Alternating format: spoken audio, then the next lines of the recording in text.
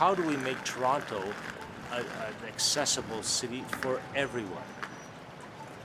How do we make sure that we actually stay true to our vision, which is diversity, our strength?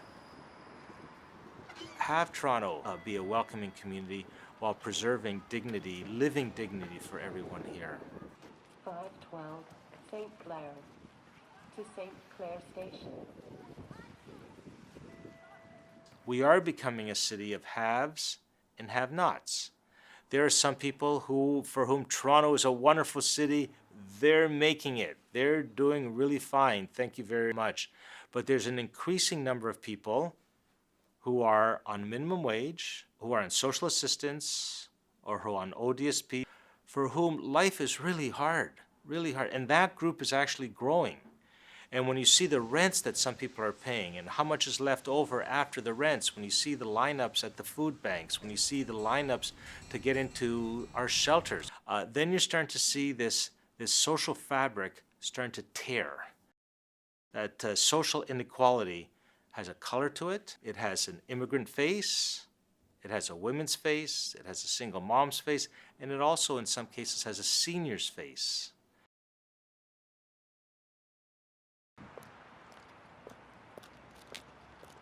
I was the chair of the task force on access and equity.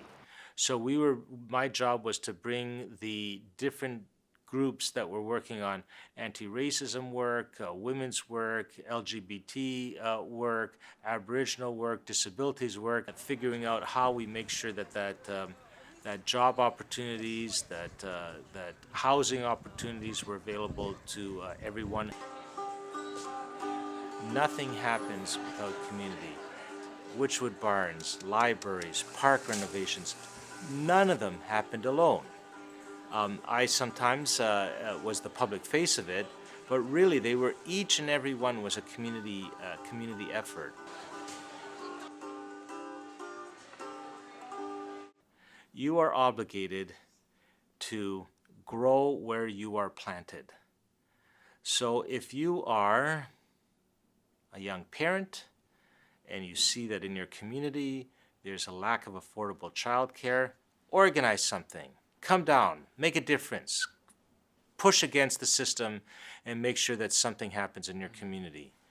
If you are a young person and you're making $14 an hour and your boss is really providing you with very poor working conditions, you know what? See about organizing a union. See about pushing that minimum wage up to $15 and $16 and $17 and making it not just a minimum wage fight, but making it a living wage fight. You can do that. If there's a piece of land that needs to be developed into a park, into a green space, you have an opportunity to make a difference. Toronto succeeds when more and more residents, not just citizens, but residents, see that this is their city and they can make a difference. 1, 2, 3, 4,